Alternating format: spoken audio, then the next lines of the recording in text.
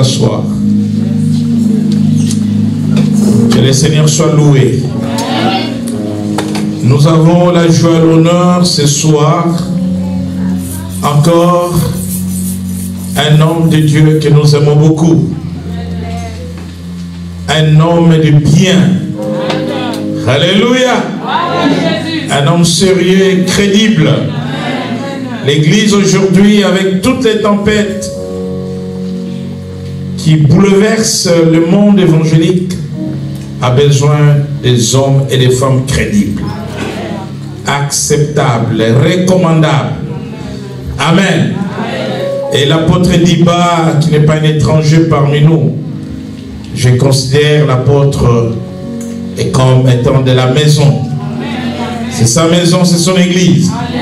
Accompagné de sa charmante épouse, maman Angèle, sont parmi nous aujourd'hui, demain à Val d'Europe à 17 h, dimanche à 10 h ici, et dimanche à 17 h pour clôturer les séminaires de notre centre de Val d'Europe. Amen.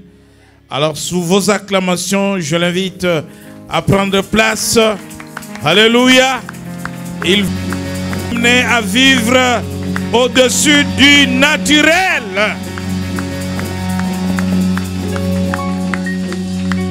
Vivre au-dessus du naturel. Et c'est possible.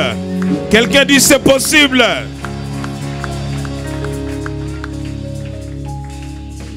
En tout cas, je voudrais dire merci à Dieu et dire merci à l'homme de Dieu, le bishop Bruno, son épouse, ainsi que toute l'équipe qui travaille dans cette église.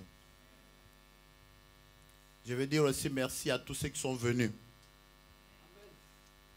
Je vais vraiment, du fond de mon cœur, dire que cette église, c'est mon église. Alléluia. Pourquoi? Parce que vraiment, avec Bishop Bruno, nous partageons des mêmes valeurs chrétiennes. Et c'est un homme de bien. Je disais, c'est un homme de bien. Que tous les enfants de Jubilé disent un grand Amen. Alléluia. Je vais aussi dire merci à mon épouse qui m'accompagnait. Amen. C'est elle qui intercède pour moi. Amen. Amen. Ok, nous allons prendre nos Bibles et nous allons lire. Nous sommes dans le livre d'Ézéchiel, chapitre 37. Nous lirons du premier verset jusqu'au 11e verset. Ézéchiel 37, 1 à 11. Si vous avez votre Bible, lisez-la. Si vous n'avez pas de Bible, je vous exhorte à vendre votre portable et puis acheter la Bible. Parce que c'est scandaleux pour un chrétien d'avoir un portable très cher, mais il n'a pas de Bible. Mais il se dit chrétien. Amen. Amen.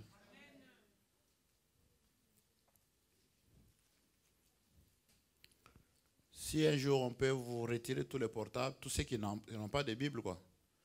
On retire tous les portables et vous venez récupérer votre portable en montrant votre Bible. Je crois que ça va arranger. Amen. On se met debout, on lit la parole de Dieu. La main de l'Éternel fut sur moi, et l'Éternel me transporta en esprit et me déposa dans le milieu d'une vallée remplie d'ossements. Il me fit passer auprès d'eux, tout autour, et voici, ils étaient fort nombreux à la surface de la vallée, et ils étaient complètement secs. Il me dit, fils de l'homme, ces eaux pourront-ils revivre? J'ai répondu, Seigneur éternel, tu le sais. Il me dit, prophétise sur ces eaux et dis-leur, ossements desséchés, écoutez la parole de l'Éternel. Ainsi parle le Seigneur, l'Éternel, à ces eaux. Voici, je vais faire entrer en vous un esprit et vous vivrez. Je vous donnerai des nerfs. Je ferai croître sur vous de la chair. Je vous couvrirai des peaux. Je mettrai en vous un esprit et vous vivrez. Et vous saurez que je suis l'Éternel. Je prophétisais selon l'ordre que j'avais reçu. Et comme j'ai prophétisé, il y eut un bruit. Et voici, il se fit un mouvement, et les eaux s'approchèrent les uns des autres. J'ai regardé, et voici, il leur vint des nerfs, la chair crue, et la peau les couvrit par-dessus. Mais il n'y avait point en eux d'esprit. Il me dit, prophétise et parle à l'esprit. Prophétise, fils de l'homme, et dis à l'esprit. Ainsi parle le Seigneur, l'Éternel. Esprit, viens des quatre vents, souffle sur ces morts, ils revivent, et qu'ils revivent. J'ai prophétisé selon l'ordre qu'il m'avait donné. Et l'esprit entra en eux, et ils reprirent vie. Ils s'étèrent sur leurs pieds. C'était une armée nombreuse, très nombreuse. Amen. Amen. Que Dieu bénisse sa parole. Amen. Nous pouvons nous asseoir. Amen. J'ai béni le Seigneur pour le thème que l'homme de Dieu a choisi. C'est l'ange de l'Éternel dans cette église. Et Dieu parle toujours à travers les hommes qu'il a établis. Et je dis toujours que Dieu fait les choses par rapport au thème. Si vous êtes dans une église et que vous entendez une déclaration faite par votre berger, soyez attentifs. Pourquoi? Parce que les choses se font toujours selon le thème. Comme nous sommes là, tous ensemble réunis autour de ce thème, vivre au-delà du naturel. Cela veut dire que c'est une année spéciale, une année où si vous avez échoué au niveau du naturel, il y a l'espérance pour ceux qui comptent sur le dessus. Amen. Cela veut dire que Dieu va toujours se manifester par rapport à ce que vous avez comme vision. C'est ainsi que tous, en tant que membres de l'Église, nous devons entrer dans cette vision pour toucher la main de Dieu. Vivre au-delà du naturel. Alléluia. Vivre au-delà du naturel. Qu'est-ce que cela veut dire? Je pense que le bishop a déjà introduit ce message. Nous avons partagé avec lui. Il m'a expliqué aussi ce qu'il a déjà dit. Mais ce que moi je veux aussi apporter aujourd'hui, c'est aussi une autre dimension. Amen. Juste pour compléter ce travail qui a déjà commencé. Je voudrais vous dire, bien-aimés dans le Seigneur, en lisant ce thème, je trouve ceci. Je trouve que nous, en tant qu'humains, nous vivons selon les lois de la nature. OK? Et que nous comprenons les choses selon la nature humaine. Mais lorsque Dieu intervient, en ce moment-là, la nature humaine, amen, ne peut plus arrêter ce que Dieu veut faire. C'est-à-dire que si j'ai échoué, si j'ai raté, si je n'ai pas pu faire ce que je voulais faire, et que j'ai été retenu par la loi de la nature, Dieu à moi peut me donner des capacités d'aller au-delà. Alléluia. C'est ainsi que, peuple de Dieu, ce que vous suivez là est une preuve que Dieu n'est pas comme un homme. Que Dieu est au-dessus de tout. Et que tout est possible à ceux qui comptent au-dessus, sur le dessus. Amen. Le naturel et le surnaturel. Le surnaturel, ici, c'est l'intervention de Dieu lui-même. Amen. L'homme naturel et l'homme spirituel. Tout homme est créé par Dieu, n'est-ce pas? Mais la différence entre les deux, c'est que l'homme naturel a la part de Dieu. Il a le DNA de Dieu. Il a une grâce de Dieu. il y a une possibilité, il y a une puissance de Dieu en lui. Et j'ai retenu dans la Bible que je n'ai jamais vu un homme que Dieu a rencontré, qu'il a envoyé dans une mission, qui est resté le même. Je n'ai jamais vu ça. Amen.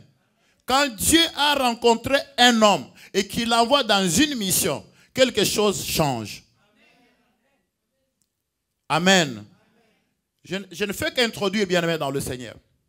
Parce que je voudrais amener votre cœur, amener vos pensées à être connectés à ce sujet parce que Dieu va faire quelque chose.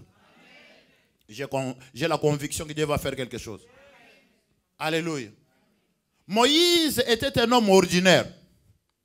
Dans sa nature, il voulait résoudre le problème d'une manière naturelle. N'oubliez pas qu'un jour, devant un conflit, et Moïse a utilisé sa force pour tuer quelqu'un. Moïse voulait utiliser la nature, les pensées humaines pour faire la justice, quoi. Mais un jour, Moïse, il a vu un buisson ardent. Moïse a vu un feu. Et Moïse s'est approché de ce feu pour voir. Il était curieux.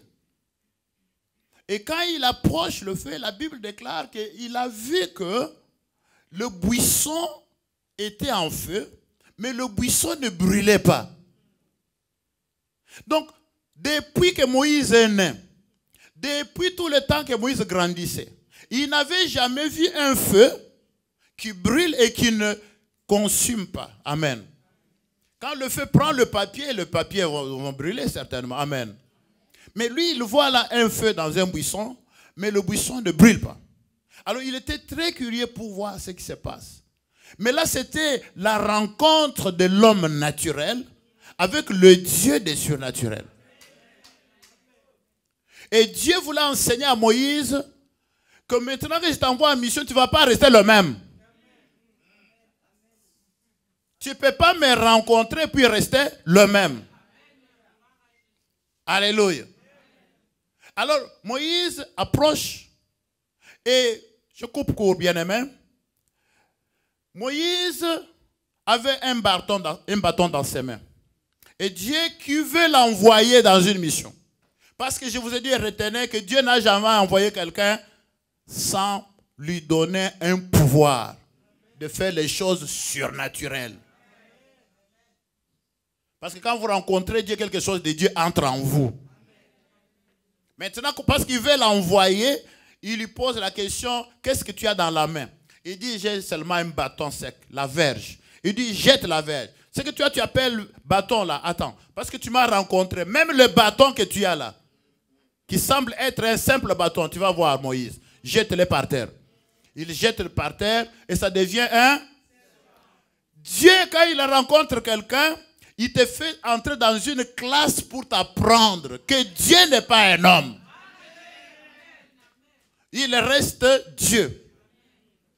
Moïse jette le bâton et le bâton devient un serpent. Il commence à fuir. Il dit non, reviens. Comme tu m'as rencontré, tu as un pouvoir, tu as une puissance. Ce que tu crains là, par ma force surnaturelle, tu es capable de saisir les serpents. Et parce que tu m'as rencontré, la partie la plus dangereuse d'un serpent, c'est la tête, non? Parce que s'il te prend par la tête, c'est fini. Il va te mordre. Amen. Mais toi, tu vas le saisir par où? Par où? Par la queue. Amen. Pourquoi? Parce que si tu saisis par la queue, la tête est libre pour te maudire. Amen. Pour te mordre plutôt. Amen. Mais écoute, même quand tu le saisis par la queue, parce que tu m'as rencontré, le serpent ne te fera absolument rien. Il le saisit et alors Moïse s'en va auprès de Pharaon, donc rassuré. Il s'en va rassuré. Pendant ces 3 jours, Dieu va te rassurer que tu n'es pas n'importe qui. Pendant ces jours, Dieu va nous rassurer que nous ne sommes pas n'importe qui. Mais nous sommes des hommes qui vivront par le surnaturel. Alléluia. Donc quand il s'en va auprès de Pharaon, il est rassuré. Il est rassuré. Il savait que c'était un grand magicien. Il savait qu'il est entouré de féticheurs, des sorciers. Moïse connaissait toutes ces choses-là. Mais quand il s'en va vers lui, il dit, ah, le bâton ici, ils vont me découvrir aujourd'hui. Il y a quelque chose que Dieu a placé en nous. Bien-aimé, il faut que toi-même tu découvres ce que tu es, que tu découvres ton identité. Retournons au texte. La Bible dit que l'Esprit transporta Ézéchiel. Ézéchiel fut un prophète. C'était un homme de Dieu. Mais pourquoi Dieu va le transporter, l'amener au milieu des ossements desséchés, dans une vallée? C'est parce qu'il fallait augmenter à Ézéchiel une dimension de la foi. Vous pouvez être un enfant de Dieu, serviteur de Dieu, mais vous n'avez pas de foi. Aujourd'hui, il y a des gens qui doutent même des miracles. Il y a des gens, même des prédicateurs, qui doutent. Mais Dieu prend Ézéchiel, il le prend et il l'amène dans une vallée des ossements desséchés. Et arrivé là-bas, voilà, il lui fait faire un tour. Ézéchiel regarde et il trouve que les ossements étaient complètement secs. Les os étaient complètement secs. Pourquoi Dieu lui montre ces choses-là? Bien-aimé, c'était comme un film d'horreur.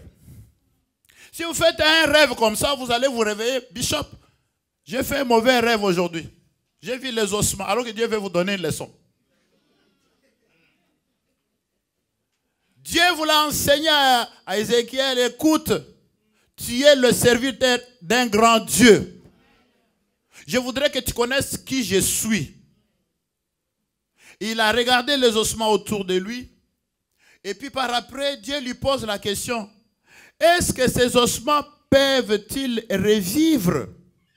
Est-ce qu'ils peuvent revivre? Chers frères et sœurs, c'est une question difficile, hein? Très difficile. Parce que tel que tu es là, quand on parle du surnaturel, là, en toi-même, tu es en train de te poser des questions. Je comprends ce que l'apôtre est en train de dire. Je comprends ce que le bishop est en train de nous prêcher tous les jours sur le surnaturel. Mais moi, dans mon état ici, est-ce que je peux encore revivre? Est-ce que tel que je suis là, je peux encore me remarier? Est-ce que, en tout cas, est-ce que je peux encore être guéri? On m'a vu par tous les médecins. Est-ce que je peux encore être guéri? Est-ce qu'il y a encore l'espoir? Parce que ce que Dieu disait à Ézéchiel ici, c'est que est-ce que ces ossements peuvent encore revenir et revivre? C'est-à-dire il y avait la vie et puis maintenant il faut reprendre la vie. Amen. Est-ce que c'est possible que quelqu'un qui était vivant, qui est tombé malade, qui est mort, qui a été enterré, et puis après, longtemps, les ossements se sont séchés, et puis par après, c'est de la pourriture, parce qu'ici, là, il y avait un mélange des ossements, quoi. Amen. Et tout ça, est-ce que c'est possible encore que les ossements puissent revenir à la vie? Ézéchiel est resté, et il a dit à Dieu, Seigneur, toi seul tu le sais. Amen. Vous savez ce que ça veut dire? C'est-à-dire que bien que je sois prophète, bien que je sois prophète, bien que je parle en ton nom, mais en tout cas pour ça là, ce que je viens de voir ici, les crânes que je viens de voir ici, les doigts, les ossements des doigts, et puis sécher complètement comme ça. En tout cas ça là, non pardon.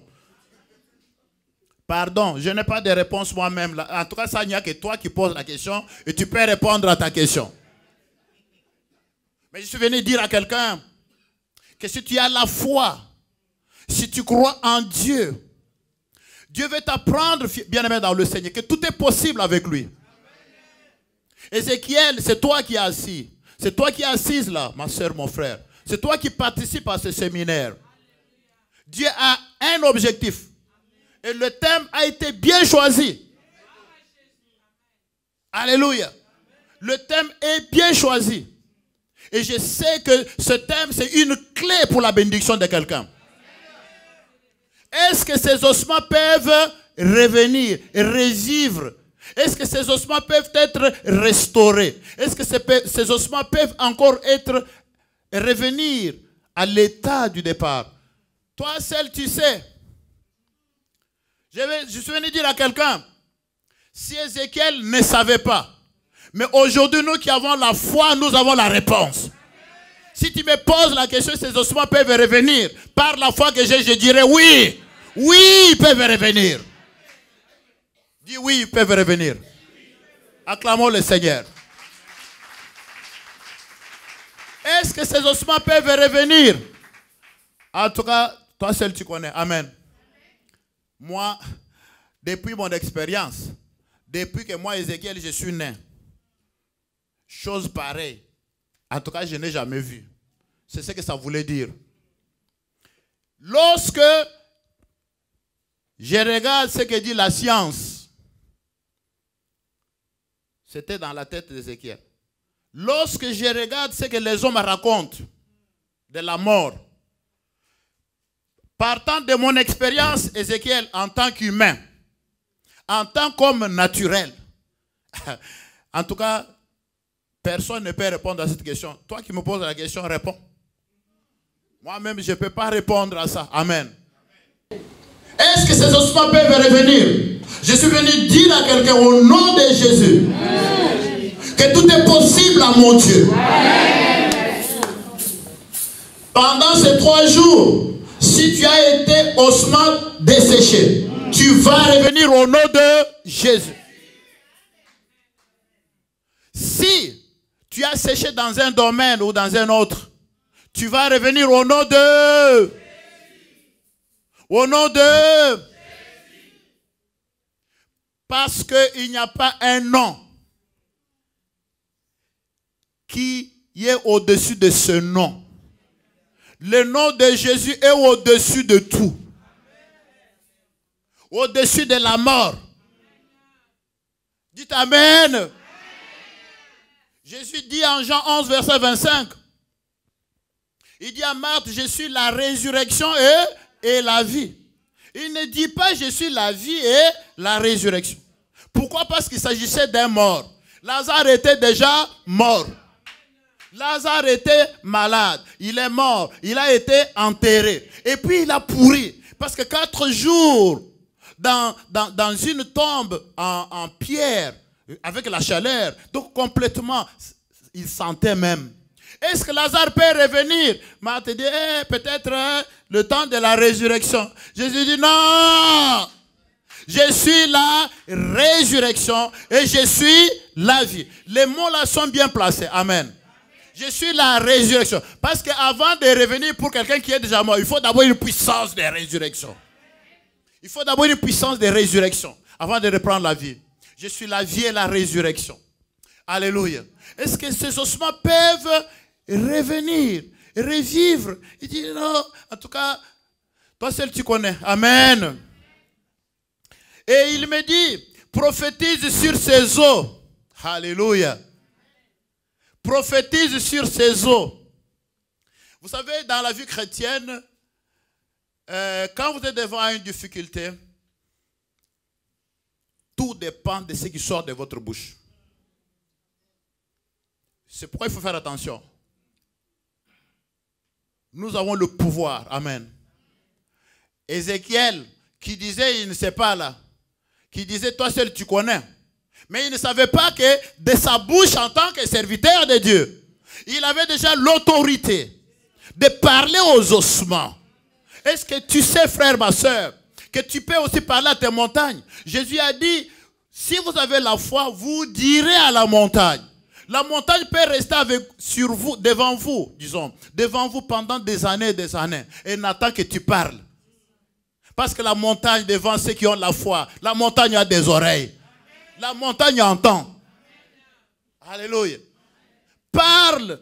Tu es un homme de Dieu. Je t'ai établi. Mais devant des situations comme ça, parle. Dieu a établi les hommes de Dieu dans une église. Non seulement pour imposer les mains, prier, mais aussi pour parler. Dites bien amen pour parler. Dites bien amen comme ça je parle.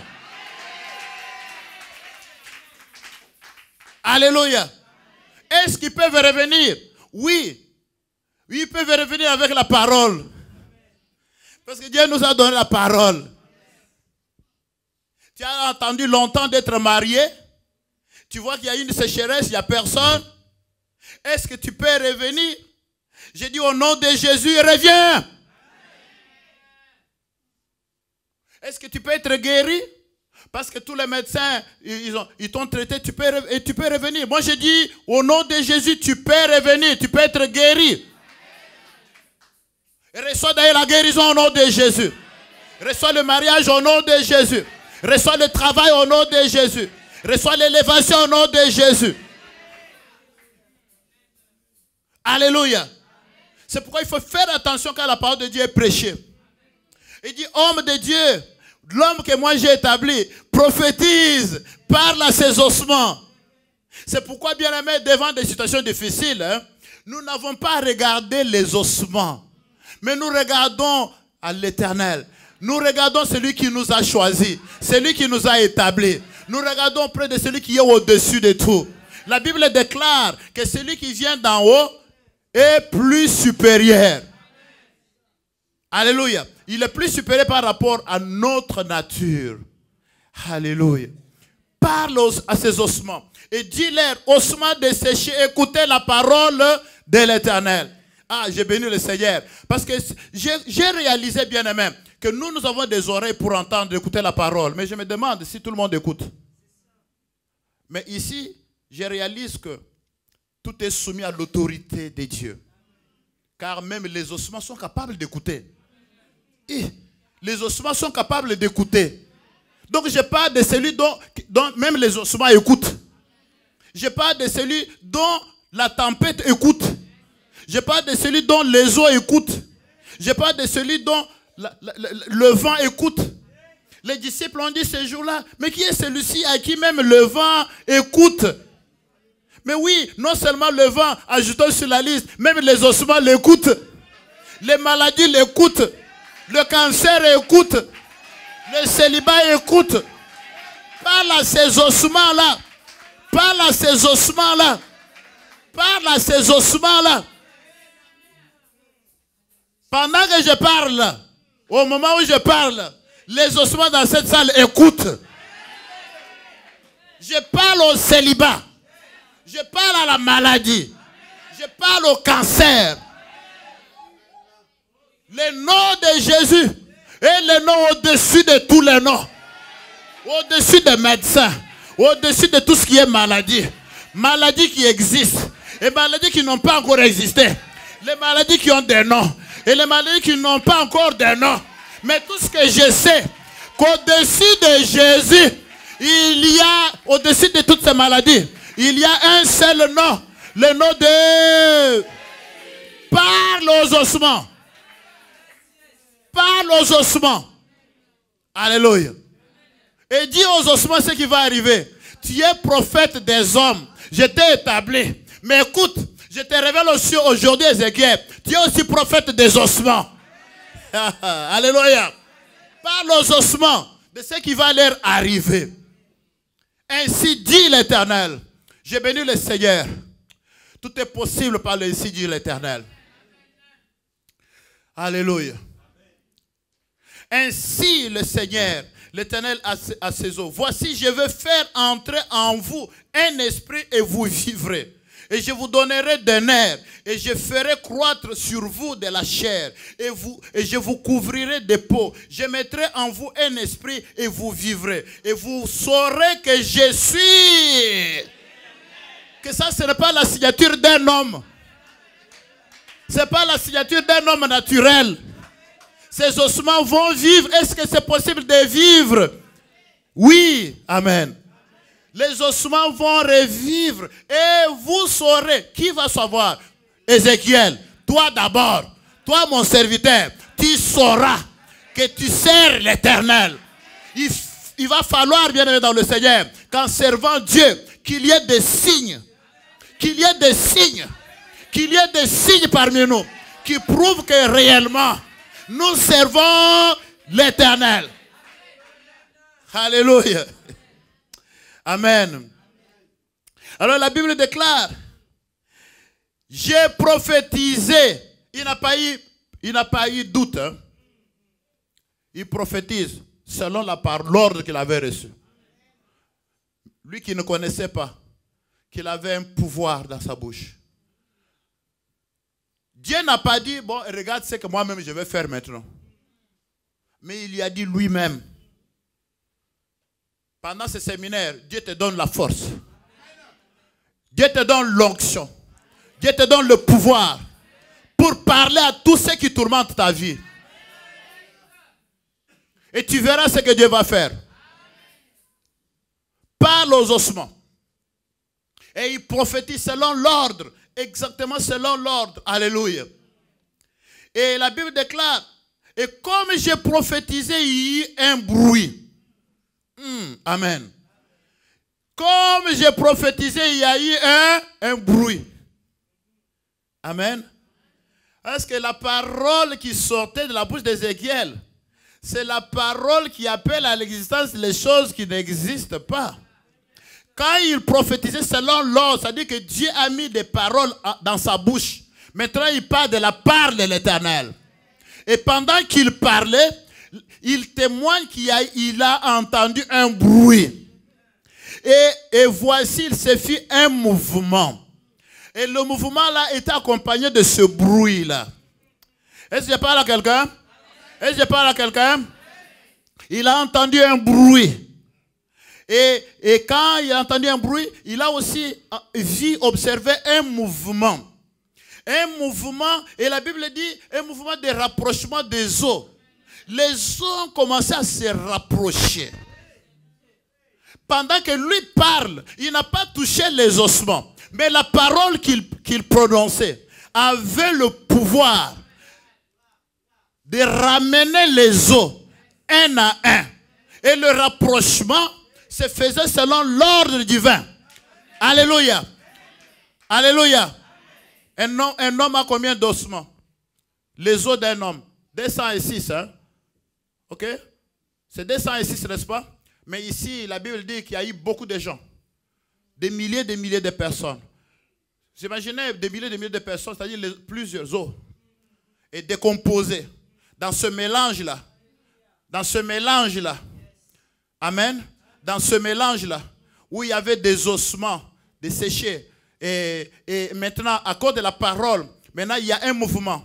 Dans ce mélange-là. Dans cette vallée-là. Alors il y a un mouvement qui s'opère de rapprochement. Alors qu'est-ce que cela veut dire? C'est-à-dire que chaque individu qui avait perdu ses os, quelle que soit la distance, la parole qui a été prononcée avait un pouvoir, une puissance pour rapprocher. Ainsi, même si les os, prenons l'exemple individu X, ses os ont été éparpillés partout. Alors à cause de la parole, les ossements d'un individu X commencent à se déplacer d'un lieu quelque part vers l'individu. Ainsi, par exemple, si je suis X et je suis mort, j'ai perdu tous mes os, mais à cause de la parole prononcée, maintenant il y a un voyage. Il y a un voyage. Mes os commencent. Les os des pieds arrivent. Les os de la main arrivent. Les os de la tête arrivent. Les os de la colonne vertébrale arrivent. Et le tout revient. Le tout revient. Le tout revient. Je dis, quand je prophétise, je suis en train de prophétiser. Je suis en train de prophétiser. C'est que toi tu as perdu. Que ce soit au village, que ce soit dans la forêt, que ce soit en dessous des eaux. Au nom de Jésus, qu'il y ait un mouvement. Qu'il y ait un mouvement. Qu'il y ait un mouvement. Un mouvement. Qu'il y ait un bruit dans ta vie. Un mouvement. Les eaux arrivent par eux-mêmes. On n'est pas allé les chercher. Écoute frère, ma soeur. Ce qui t'appartient, c'est pour toi. C'est pour toi. Ça va te localiser. Là où toi tu es, ça va venir là où tu es. Par ce séminaire, le mari que Dieu a préparé pour toi, même s'il a été bloqué quelque part, mais par ce séminaire, il y a un mouvement, il y a un bruit, il y a un rapprochement. Il y a un rapprochement. Il y a un rapprochement. Ézéchiel est dans une classe spirituelle. Ézéchiel passe son cours en train de regarder la dimension surnaturelle de Dieu. Ézéchiel regarde, il voit comment les eaux sont en train de venir. Ézéchiel devient un... Comment? Physiologue ou je ne sais pas quoi. Amen. Très fort, plus qu'un médecin. Parce que lui a vu comment les eaux sont en train de revenir. En train de venir. Les os de la tête en train de venir. Et un individu se forme. Et les autres os arrivent. Et ça s'attache. Et il voit un squelette complet. Il voit un squelette complet. Quand Dieu commence, il achève toujours. Il achève. C'est un Dieu des œuvres achevées. Quand il commence, il achève. Je suis venu te dire, frère, ma soeur, Dieu t'a sélectionné pour ce vendredi ici. Si tu es là, ce n'est pas un hasard. Dieu sait pourquoi tu es là.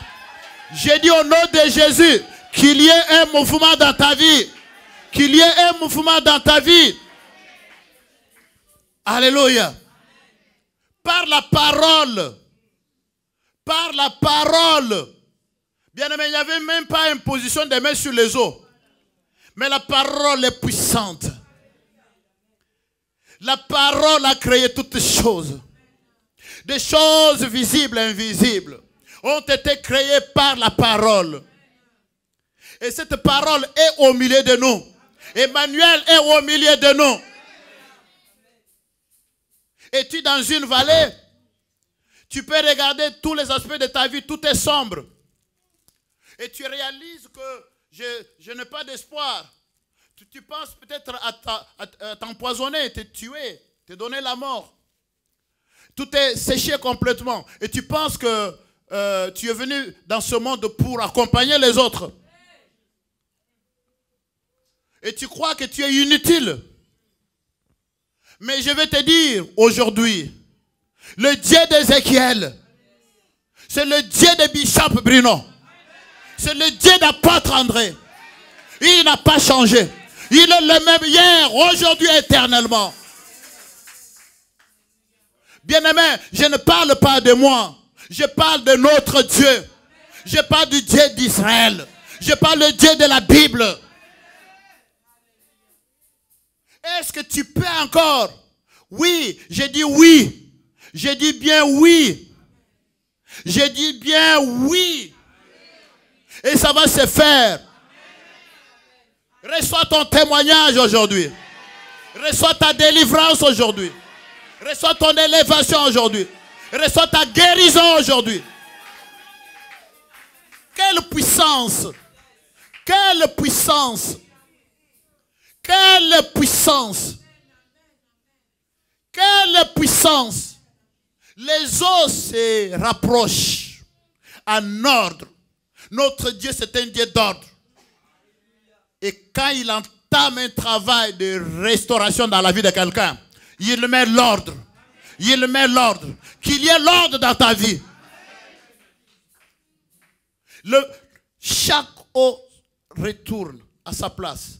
Et maintenant, la Bible déclare, et j'ai regardé, voici l'air vint des nerfs. Amen. Et j'ai regardé, voici l'air vint des nerfs, la chair crue. Et la peau le couvrit par-dessus. Mais il n'y avait point en eux d'esprit. La peau va revenir. La peau est venue d'où? Dans une vallée. Les ossements, on peut encore comprendre. Un os peut encore venir et puis s'attacher à un autre. Ça va encore. Mais est-ce que ça va vraiment revenir? Est-ce que la chair va venir? Oui, ça c'est la pensée humaine. Mais quelqu'un qui vit au-delà, il ne regarde pas ce qui est humain. Il regarde vers l'Éternel. Il sait que Dieu est capable de le faire. Même dans une vallée, la peau peut revenir. La peau peut revenir. La chair est revenue. Mais il n'y avait pas d'esprit. Et Dieu dit, prophétise, parle à l'esprit. Amen. Fils de l'homme, parle et dis à l'esprit, ainsi parle le Seigneur l'Éternel. Esprit, viens des quatre vents, souffle sur ces morts et qu'ils revivent. parle sur ces morts et qu'il les revive. Amen. Fils de l'homme, parle. Ézéchiel était un fils de l'homme. Amen. Mais celui que nous avons reçu, c'est le Fils de Dieu. Mais quand un fils de Dieu rencontre le Fils de l'homme, quelque chose de Dieu entre en lui. Et nous pouvons aussi faire ce que Dieu qui est en nous a fait. Ah oui. Dites bien Amen. Amen. Prophétise encore pour ceux qui restent. Bien-aimés, la parole nous est donnée non seulement pour une circonstance, mais pour toutes les circonstances. Pour toutes les circonstances. Savez-vous que vous êtes, si vous avez le Seigneur avec vous, vous êtes prophète de votre avenir aussi. Vous êtes prophète de votre avenir. Faites attention à ce que vous déclarez. Aujourd'hui, toute la négativité, je chasse cela au nom de Jésus. Je chasse toute forme de négativité en vous au nom de Jésus. Et la Bible dit qu'il prophétisa. Et j'ai prophétisé selon l'ordre qui m'avait été donné. Et l'Esprit entra en eux. Et ils reprirent vie. L'Esprit entra en eux et ils reprirent vie. Reprends la vie. Reprends la vie. J'ai prophétisé selon l'ordre que j'ai reçu. J'ai prophétisé selon l'ordre que j'ai reçu. Ossements desséchés. Ossements desséchés. Écoutez la voix de l'Éternel. Ainsi dit l'Éternel. Reprenez la vie. Reprenez la vie. Ainsi dit l'Éternel. Soyez guéris, soyez en bonne santé. Ainsi dit l'Éternel. Reprenez courage. Ainsi dit l'Éternel. Revivez. Au nom de Jésus. Au nom de Jésus. Alléluia. Et la Bible déclare, il me dit, fils de l'homme, ces eaux, c'est toute la maison d'Israël. Voici, ils disent, nos eaux sont desséchées. Notre espérance est détruite. Nous sommes perdus. Amen. Là, Ézéchiel, il se retrouve devant une grande armée. Mais une armée qui est composée des ossements. Quand Ézéchiel voit l'armée, mais il connaît aussi d'où est venue cette armée-là. Il sait que c'est venu des ossements. Dieu est capable de te ramasser. Même si tu parais être simple, tu parais être négligé, mais Dieu peut faire de toi une grande armée. Dieu peut confondre tes adversaires. Dieu peut confondre tes ennemis. Mais je te prie d'avoir la foi. Avoir la foi en Dieu d'Israël. Avoir la foi en celui qui a le dernier mot. Avoir la foi en celui qui peut tout faire. Avoir la foi en celui qui rend toutes choses possibles. Ce qui est possible à nous les hommes est possible à Dieu. Et si nous avons la foi, nous comptons sur lui. Nous vivrons. La Bible dit, mon juste plutôt vivra par. Donc la foi peut te faire vivre. Lorsque tu es menacé par la mort, la foi peut te faire vivre. La foi peut te donner la victoire. Par la foi en Dieu. C'est pourquoi David dit, je ne mourrai pas. Je vivrai. Pourquoi a-t-il dit cela? Est-ce que s'il n'y avait pas de menace, David pouvait dire, je ne mourrai pas? Certainement, il était menacé par la mort. Il était menacé par la mort. Quand vous lisez son histoire, vous allez voir vraiment que c'est un homme qui a beaucoup souffert. Il a risqué plusieurs fois la mort. Mais David avait cette confession dans son cœur. Et ce qu'il a dit, je suis sûr que c'est ce qu'il avait dans son cœur tous les jours. Même quand il y avait des complots, même quand il y avait des menaces, même quand il se disait, mais je suis un homme qui a été loin. Mais un oin qui est en train d'errer comme ça et là, dans des brousses, tout ça, en train de me cacher. Mais David, dans son cœur, il savait que tout ça, je ne peux pas mourir. Mais moi, j'ai un témoignage. Je raconterai les œuvres de l'Éternel. Même quand il faut aller se cacher, on lui apprend que Saül avec son armée est en train de venir, en train de te chercher. David, il savait que j'ai une force. Il avait la foi en ce Dieu d'Israël. Il se disait dans son cœur, je ne mourrai pas. je vivrai et je raconterai les œuvres de l'Éternel. Je suis un témoignage vivant et je témoignerai l'Éternel. Je venais dire à quelqu'un, frère, ma soeur, que pendant ce séminaire, laissez-moi vous dire, Dieu va faire de grandes choses. Et si tu crois avec moi, dis Amen. Amen. Dis un bon Amen. Amen. Un Amen de ceux qui comptent vivre sur le surnaturel. Un Amen de ceux qui ne comptent pas sur le naturel. Un Amen de ceux qui comptent sur le Dieu d'Israël. Un Amen bien.